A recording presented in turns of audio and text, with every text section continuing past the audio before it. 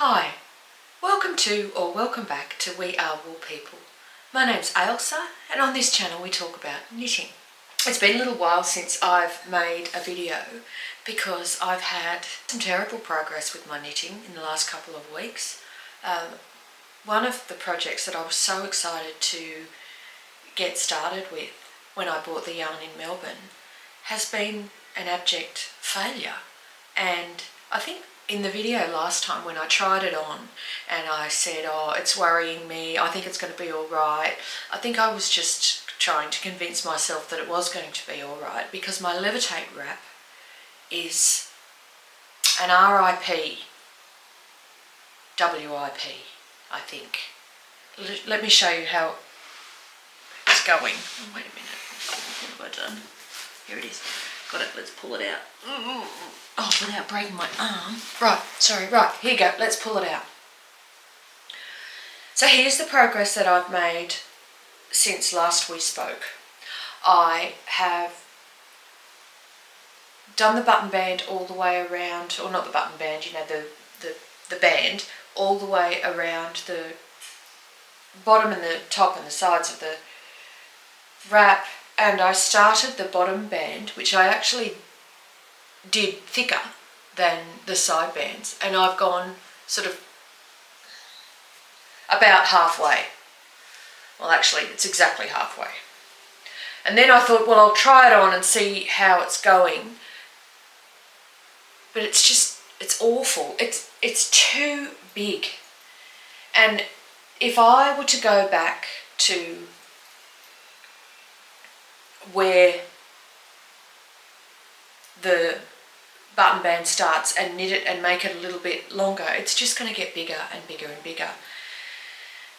And so I went back to the Ravelry pattern page and I looked again, and it occurred to me for the first time looking at the projects in Ravelry that they're all really oversized, that this wrap is actually more of a sweatshirt vibe than a ballet wrap vibe.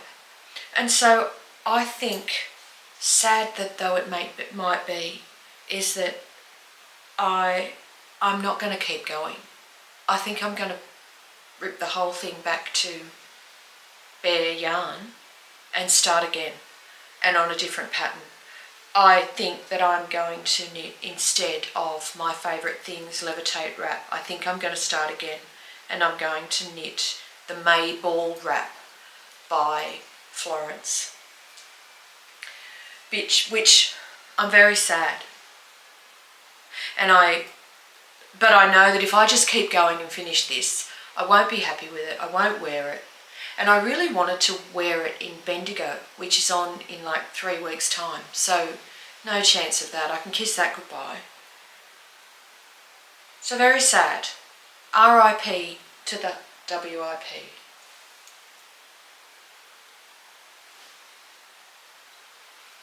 Okay, well, you've just got to, not everything can be a huge success, can it? No. So what else has been going on? Oh, I know, but I have cast on 2 new things that are going to be lovely, I think. Let's start with the one that I've wanted to cast on the longest, and that's the Marzena Kolaczek Priscilla cardigan. I'm knitting it in a combination of Sandnes Garn Sunday in this pink colour and Sandnes Garn Tin Silk Mohair. There they are together. I've never used either of these yarns before, and that's not a very silk, sorry, my goodness. This tin silk mohair, or tin silk, whatever it's called, is not a very soft mohair silk blend. It's because it's got wool in it. I was quite surprised. I thought that, considering it was a European yarn and it's so commonly used as a fluff supplement to so many patterns, that it was going to be really, really beautiful, but it isn't. It's nowhere near as nice as Rowan Kid Silk Haze, or that other one I keep using that I keep forgetting the name of. Anyway, and this, I mean, I know that Sandness Garn Sunday is not supposed to be, it's non-superwash, and it's not supposed to be a soft yarn. But the colours are really beautiful, and it's not always about soft, is it? Often what you need is the structure, and you need the sort of grist, if you like, of your wool to make your patterns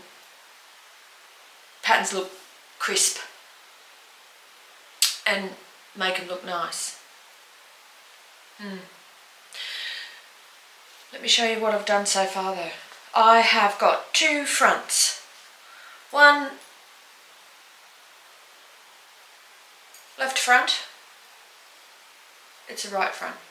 Anyway, let me show you.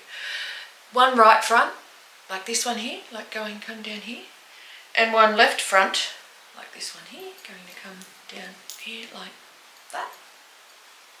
One left front and one right front. They've got the same number of rows on them, which is lucky because, you know, that'd be the ideal. And it's coming out really well. Let me show it to you up close. It takes a bit of time, this pattern, because there are pattern rows on both sides. You're knitting, often lace patterns have got a rest row on the reverse side, and you often just purl or knit on those sides, but in this pattern that's not the case. You are knitting a lace pattern on both sides of the fabric here. It's a beautifully written pattern. There's a separate PDF file for each size, and the proportion of the zigzag lace, which is down here, and the cable and the bobble lace changes depending on how much width or length you need for each pattern size. I'm making a size 2, and I am really loving how this is coming out. And it reminded me how much I used to really love knitting lace. When I first started knitting, it was one of the things that I really wanted to do right very early on in my knitting career, and I did, I say career, unpaid career, but anyway, but I did quite a lot of lace knitting way back in the day, and I really enjoyed it. And I don't like cable knitting. I do like lace knitting. That includes some cables, but I'm really enjoying this. So I am hoping, I don't think that I will be able to get this finished for Bendigo, but I'm going to work on it and see how far I go. It might end up being my car knitting. Oh, I'm not driving, I'm flying down. Well, it won't be my plane knitting because it's too complicated. It's only an hour flight. And then we're driving from the airport to Bendigo, and then we've got 2 nights in Bendigo, Thursday, Friday night, and then the Saturday night we're staying in Melbourne, and then coming home Sunday night. Anyway, that'll be good. I'm going with my friend Donna, and I haven't been seen her much this year. She's been really busy at work, and it's been a real shame, so it's going to be good for the 4 of us to catch up. We're both taking our husbands this time. Donna and I went to Canberra together to the Great Australian Wool Show. That was good too. But I'm looking forward to going to Bendigo. Actually, later on in this video, when I might unwind my levitate wrap, and we'll have a unwind and chat about planning to go to a fibre festival or yarn festival. There's a lot to think about, isn't there, when you're going to a yarn festival or fibre festival? You've got to think about what you're going to buy, what you're going to wear, what you're going to eat, who you're going to see, what you're going to knit on the way down there, what you're going to knit on the way home. There's a lot. Anyway, so that is my Priscilla cardigan, 2 fronts. Well, I'm glad I got that out because it made me feel a bit better about that levitate wrap, because I'm very sad about that. Not that it was necessarily that much work, it's just that it's such a shame to go backwards, isn't it? But sometimes you just have to. You can't keep going forwards if you know it's not going to work. It's not going to work, it's not going to work. You've got to just suck it up and get rid of it. When I first started knitting that Sandness Garn Soft, Eco Soft, when I was knitting it, I was a bit scared as I was knitting it. I was thinking that I was wrecking the yarn as I was putting the really sharp needle through it because of the way that it's a blown yarn. It wasn't getting stuck or anything, it's just that it was making me nervous. I thought I was ruining my beautiful yarn by knitting it. So I'm probably going to feel that way the same when I'm unwinding it. Anyway, still got to do it, Alright, so that's my WIP. Marzena Kolaczek.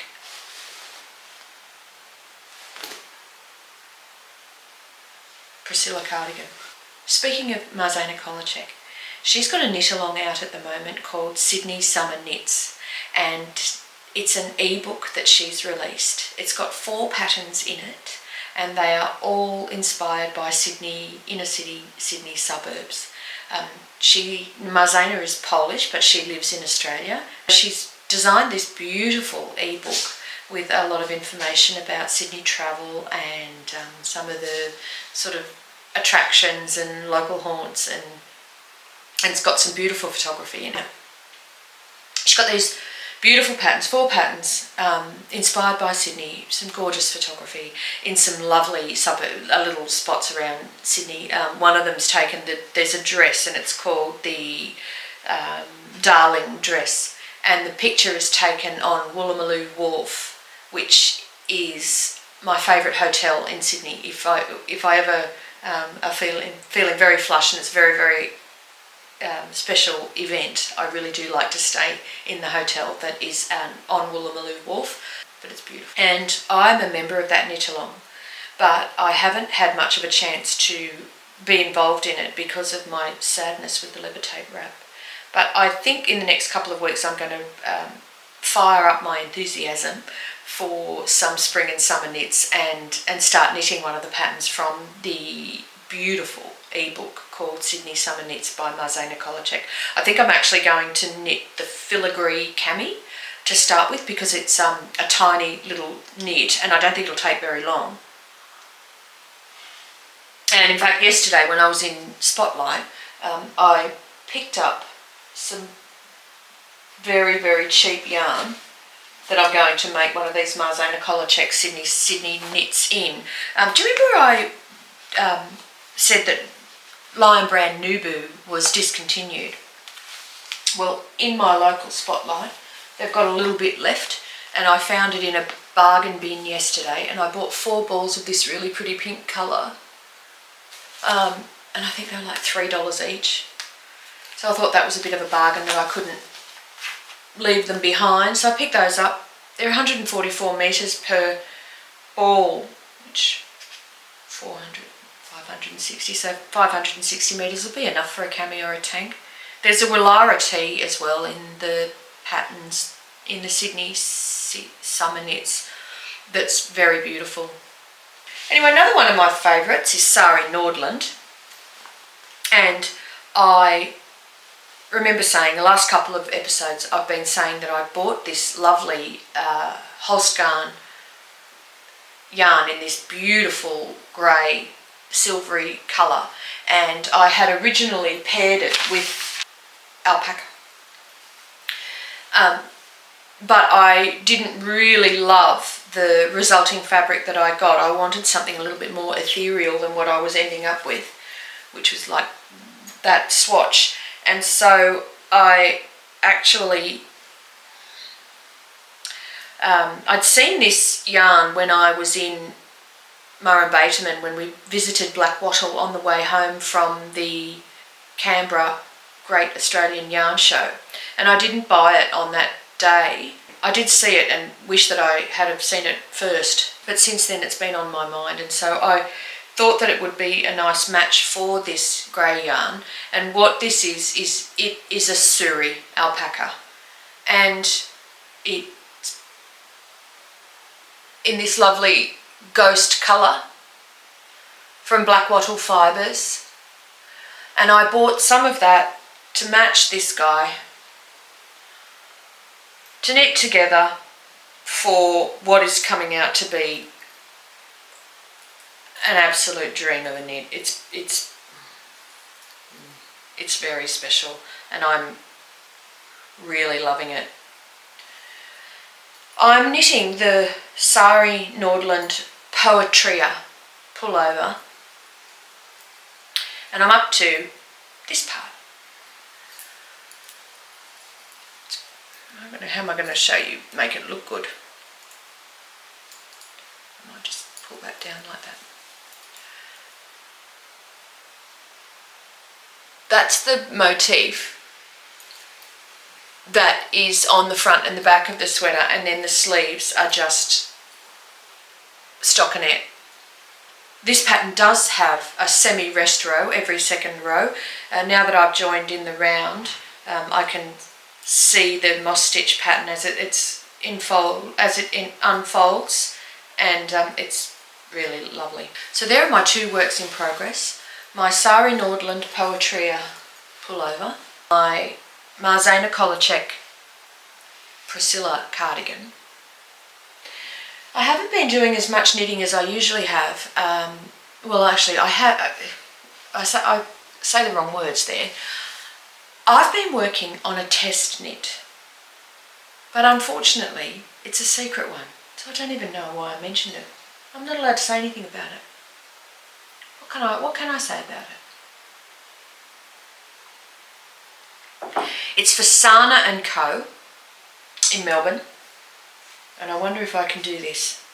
I'm just going to show a swatch real quick. Ready? There you go. And that's what I've been working on.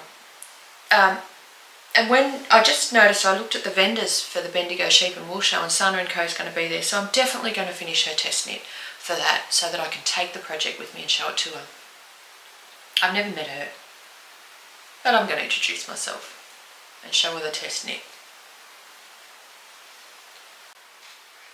I'm going to unravel my Levitate wrap now, and we're going to talk about my plans on how I'm going to approach the Bendigo Sheep and Wool Festival this year. Donna and I went 2 years ago to the same festival, and that will probably be the 4th time I've been. And one of the things that we were very disappointed about when we went last time is that we didn't see enough sheep. And I think it's because the venue is so big. It's on the showgrounds at Bendigo, and the fibre market is also so huge and so overwhelming that you need a full day.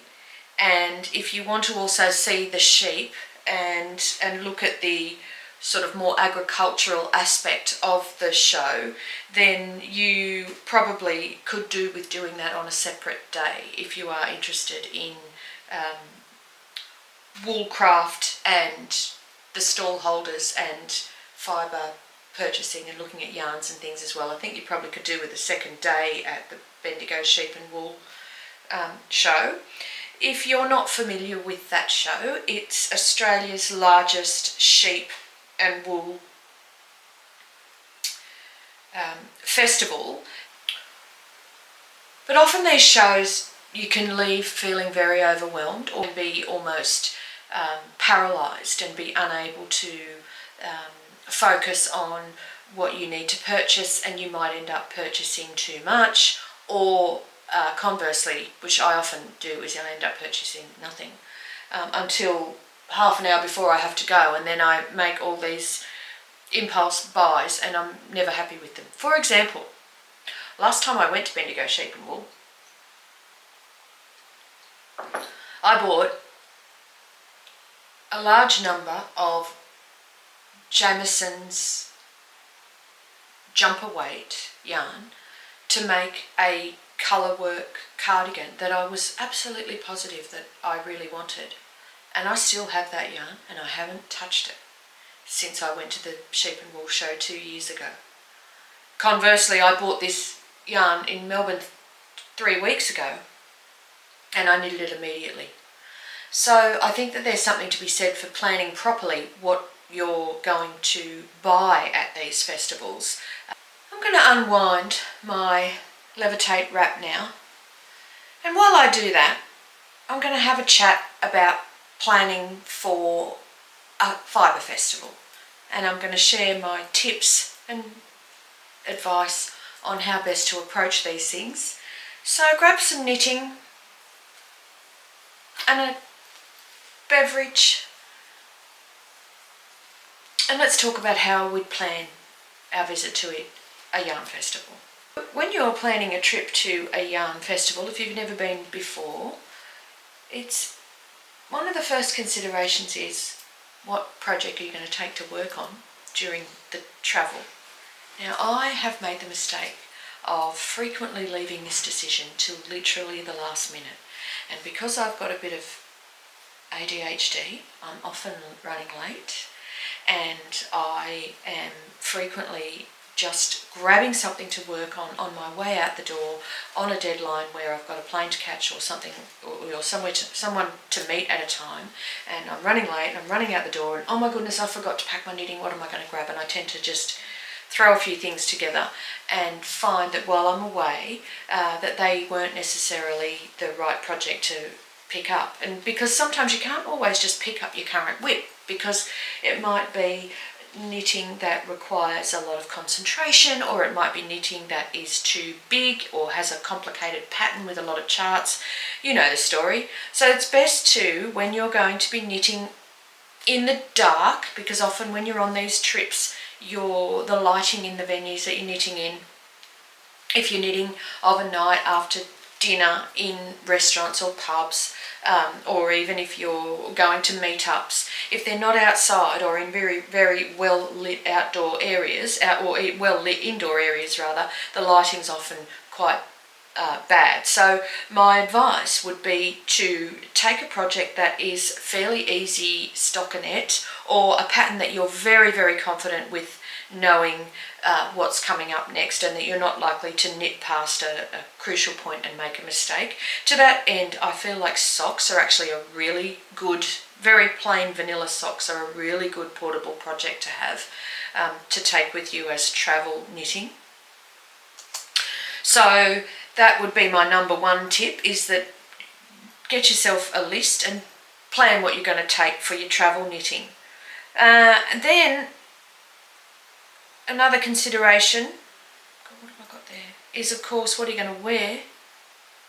And I'll give you my advice there as a well-seasoned traveller, as well as a yarn and Fiberfest aficionado, and someone who's made a lot of mistakes in this regard. Don't overpack. You'll wear the same thing over and over again, and unless you spill something on it, which I do that as well, you'll pretty much be wearing the same thing over and over again. So then I need a budget for what I'm going to spend my yarn on, my money, you know, what yarn I'm going to buy, if I'm going to buy any yarn at all. Stupid thing to say, right? I have got a fair bit of yarn, and I feel quite strongly that I don't really need to buy much yarn at Bendigo this year. I certainly don't want to spend much money on individual skeins of hand-dyed sock yarn. I do find that even though I'm attracted to those when I go to shows, that I don't use them, and I'll have them for years and years, and even though I wanted to support the vendor, it only ends up sitting in my cupboards and drawers as yarn stash that someone is going to have to put in a skip when I die. So I don't, it's depressing. Yeah, so I really don't, I feel like I don't need to buy any hand-dyed sock yarn. There are some things that I am interested in more so lately, and they are the non-superwash yarns. And there is another yarn family that I'm also not that interested in, and that is summer yarns.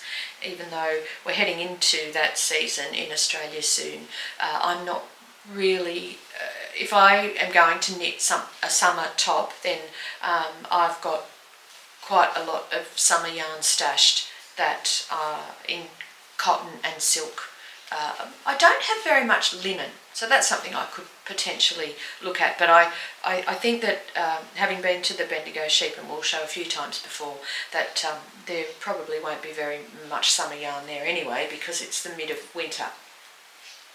The other thing that everybody does when they go to the Bendigo Sheep and Wool Show is everybody goes to the Bendigo Woolen Mill.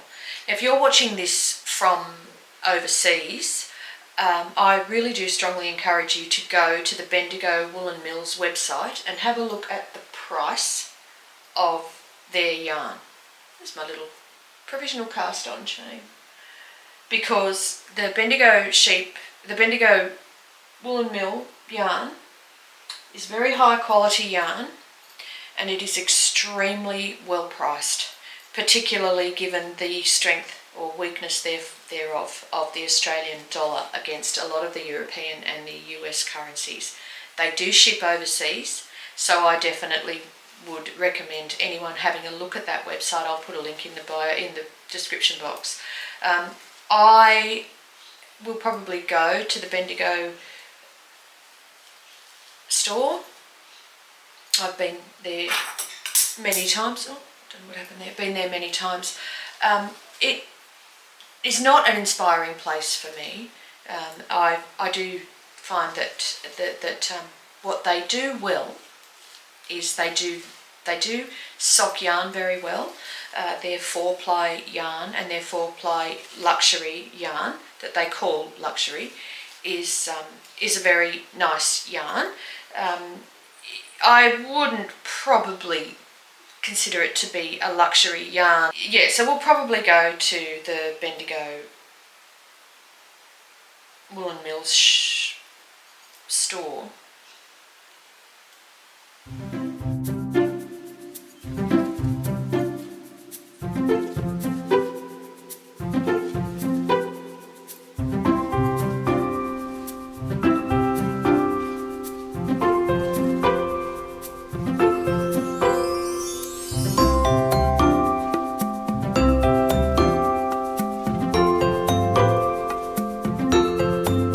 Sitting here unravelling this, I've been thinking about some knitting and crochet projects that I've got in mind. And one of them is like a magnum opus of a knitting project. Have you ever thought about knitting something or making something that's just like a huge undertaking, like a once in a lifetime project that in size and scale, or just in the amount of time it was going to take to make, that would be like, your life achievement? I've been thinking a bit about that lately. Out there on the YouTube channels, Vanessa from The Woolly Worker in Scotland, she's knitting a Yell cardigan, and it's beautiful, and she is calling it her Magnum Opus, and it's something that she's had in mind for a really long time, that's taken her a long time to plan, and she took a long time to accumulate the yarn, and naturally, because it's a fingering colour work, very large cardigan, it's going to take a long time to knit. And it got me thinking about the idea of a Magnum Opus project, the kind of knitting project that you think it will be your lifetime achievement. And there's a project that I've been thinking about literally for more than 15 years now, and that is a dress. I really want to make a crocheted dress similar to one that I saw on a blog decades ago. It was actually an article about an interior designer couple in New York City over a decade ago. I actually contacted her after I saw the picture of the dress and said, yes, your interior design is gorgeous and everything like that, but more importantly, where'd you get your dress from? And she was very kind enough to reply back to me saying that the dress she had that she had that I loved actually came from a vintage flea market in Soho in New York. Yeah, right. And that it had been bought for her from a friend, but it had an Italian label in it. And it really got me thinking, and that was decades ago, and I'm still thinking about it to this day. So I'm still unwinding. So I went on Etsy and I looked at dress patterns, and I've done this over the years quite a few times. But I want to show you a pattern that I really want to make. And I feel like it would be my Magnum Opus. And let me show you the pattern. It's called the Tove dress. And here is a picture of it.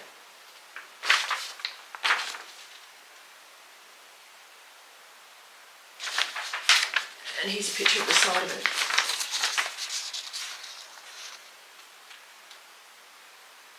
And here's a picture of one on someone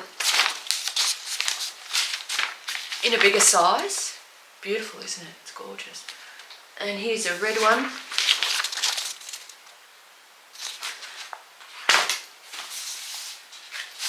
And here's more of a picture of the actual construction of it itself. So I'm look at this picture actually, look, up under the arm, they have it woven in the end. The end is loose up under the arm of this picture, which I did only just notice just then. Anyway, and this pattern, this Tove dress, I feel like is going to be my Magnum Opus that I'm going to start in summer 2024. So in terms of the other people's Magnum Opus that I've been looking at on the internet, one of them is, like I said, Vinicia from the Woolly Workers, beautiful yellow cardigan.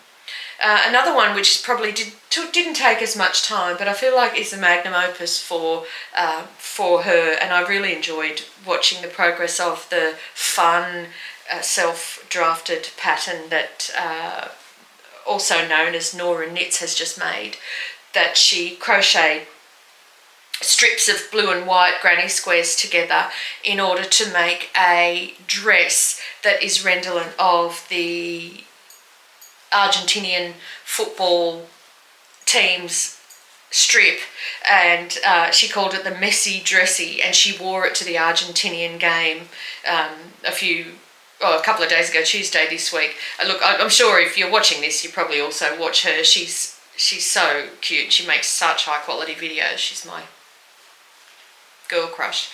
But I just loved that project. I felt like that was another sort of similar Magnum Opus projects where in years to come she'll remember that she crocheted her own dress and wore it to the game and got a lot of accolades and a lot of attention from the media and social media reporters and things. And I when I was watching the project, I did suspect that that's what would happen because she's so beautiful, and the project is just so cool. And I loved her post last night that she made about the progress and how happy she was wearing it, and she was just beaming with pride, and I was so happy for her.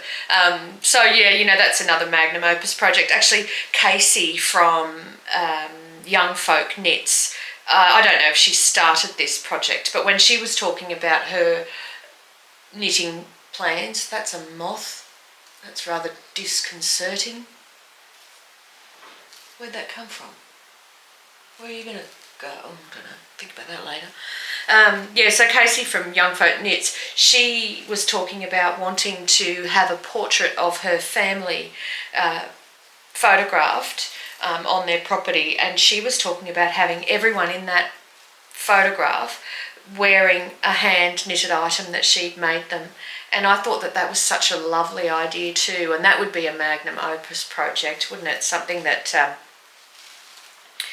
she would look back on in the future, and even her children will look back on in generations to come. I hope she does that, actually. I hope she does complete that project, because that's something that I'd really love to see, and also that I feel like her family would really look back on that in generations to come and feel such warmth. And I think that kind of project evokes the specialness of the handmade ethos and the reason that we do this for our friends and family. Although I only ever do it for myself, so what does that say? Don't answer that question. Yeah, so that was a Magnum Opus project. Actually, I have made something. I thought I might go and get it and show you just quick. I've made a project that's a little bit my Magnum Opus. I think I will go and get it. It's getting dark here. It's getting late. I've been filming for hours. So this is a project that I completed quite a few years ago. It's a crochet project, and I feel like this is, maybe I've already done my Magnum Opus. But this was a very high investment in time and yarn and everything, but let me show it to you. I really do love it. It's a blanket. It's a crochet blanket, and it's big, and it has a lot of colours in it. Can you hear me through there? Hello. And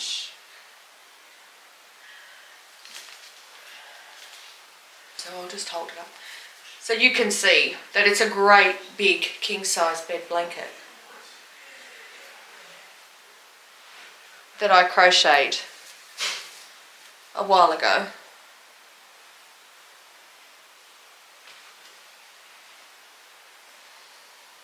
And it's big. Maybe that's my Magnum Opus. That pattern is called the Karoo Vintage Afghan by Jen Tyler, who's a South African crochet designer who I would love if someone would interview her. Maybe I should interview her myself. I've got imposter syndrome. I don't think I'm a YouTuber. But anyway, I would absolutely love to know. I would love to know how Jen Tyler comes up with these designs in her head, and then how she translates that thought onto her crocheted pattern, and then how she writes it, because this was a challenge. This is done in rounds, so it's like an enormous big granny square, but each round does so many different things. The techniques in this rug were unbelievable. She does knitting in the front post, crocheting in the front post. She does these really long distance lines that she calls, I don't know, she has little names for them, where she puts the lines in that then turn into the stems of the flowers, etc, etc, etc. There's one little bit here, where is it, that I absolutely love. This was called the Karoo Vintage because each area or each section was named after a region in Cape Town, near where she lives. And there is, where are they? Here they are. One of the, my husband's dragging the outdoor furniture around on the veranda. One of the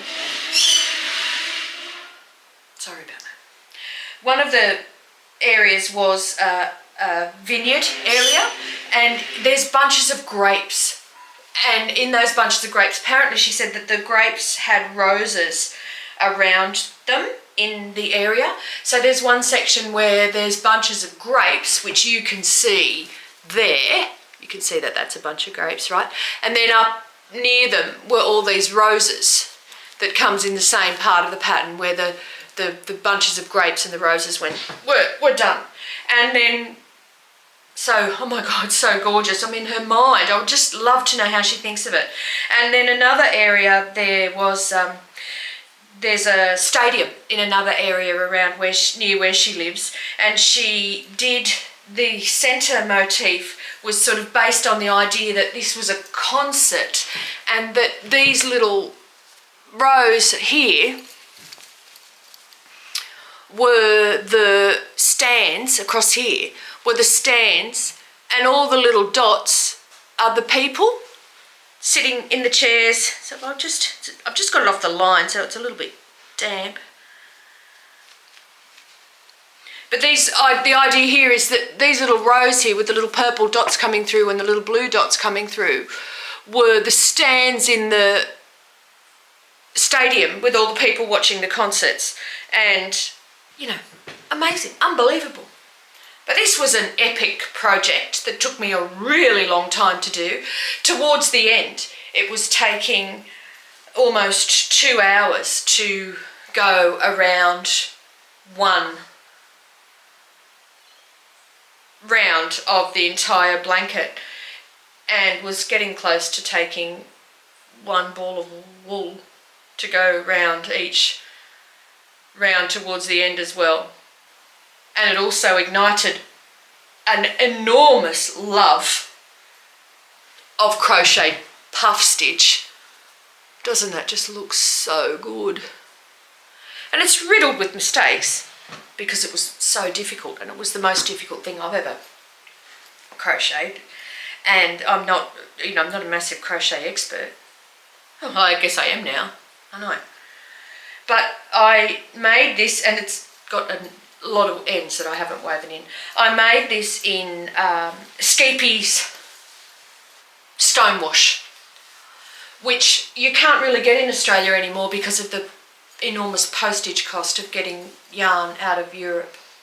But I feel like this is my Magnum Opus project, and that I'm going to embark on another Magnum Opus project on a lesser scale, but I'm going to make this Tove dress. And you'll have to excuse me because my husband is at the door. Can I help you? Can I have my computer, please? Yes. I'll just get it for you. That one there.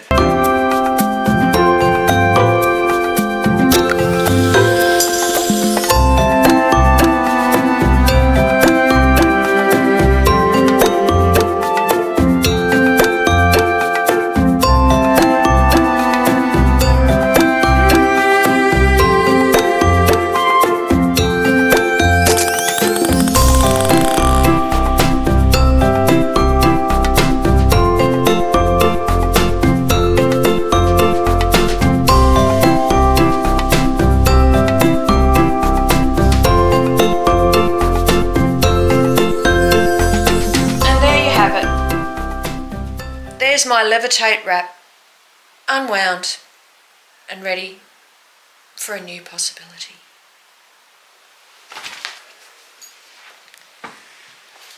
Thanks for watching. Bye.